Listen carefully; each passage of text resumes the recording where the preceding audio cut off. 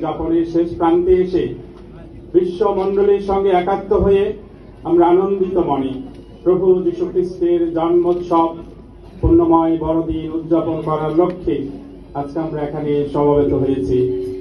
Barishal ধর্মপ্রদেশের cathedral ধর্মপল্লী থেকে আপনাদের সবাইকে সুস্বাগতম, অভিনন্দন জানাই।